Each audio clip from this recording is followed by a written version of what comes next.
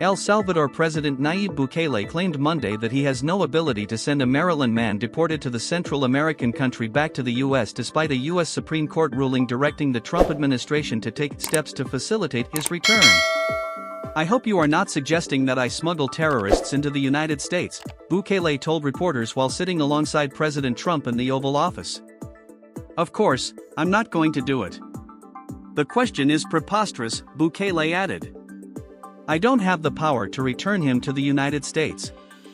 Kilmar Abrego Garcia was removed last month to the notoriously brutal and overcrowded terrorism confinement center, Secot, alongside about 260 suspected gang members under the 18th Century Alien Enemies Act.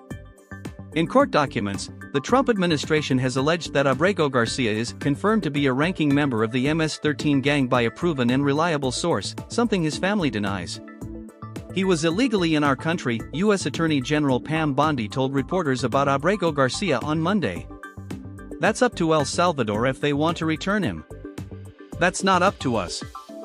The Supreme Court ruled that if El Salvador wanted to return him," she added, "we would facilitate it, meaning provide a plane."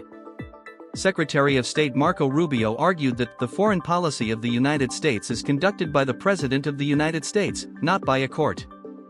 "I don't understand what the confusion is," he added. "This individual is a citizen of El Salvador. He was illegally in the United States and was returned to his country. That's where you deport people back to their country of origin."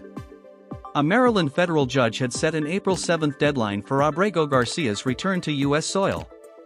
In an order handed down April 10, the High Court directed the administration to facilitate Abrego Garcia's release from custody in El Salvador and to ensure that his case is handled as it would have been had he not been improperly sent to El Salvador, though the deadline was no longer in effect. The Supreme Court also ruled that the lower courts must show deference owed to the executive branch in the conduct of foreign affairs. White House Deputy Chief of Staff for Policy Stephen Miller chided Monday that it was very arrogant even for American media to suggest that Trump would even tell El Salvador how to handle their own citizens. Trump himself indicated he would be interested in expanding the deportation efforts with El Salvador, but did not publicly address the Abrego Garcia case. "That's where you deport people back to their country of origin," he argued. A 2019 order from an immigration judge restricted the government from deporting Abrego Garcia to El Salvador due to concerns that he could face persecution from groups like the Barrio 18 gang. In an initial March 31 filing, the Trump administration stated that Abrego Garcia's removal was due to an administrative error and a clerical error, since the 2019 order was still in effect. Miller denied that claim Monday, stating that the error rested with the Justice Department lawyer who submitted the filing and was later removed from the case by Bondi. Miller denied that claim Monday and chalked it up to a mistake by a Justice Department lawyer that was initially on the case but later removed by Bondi. "That's a big fact that all of you, most of you, have gotten wrong," Miller told reporters ahead of Bukele's meeting with Trump. "No one was mistakenly sent anywhere. The only mistake that was made is that Justice Department lawyer put an incorrect line in a legal filing and has since been relieved," he said. "Abrego Garcia is an illegal alien. He was deported to El Salvador."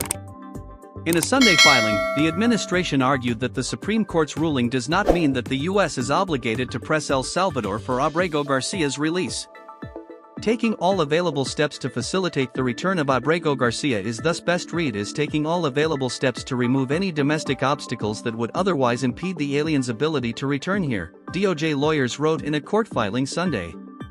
Indeed, no other reading of facilitate is tenable or constitutional here. Bukele became the first Latin American leader Monday to score a White House visit with Trump during his second term.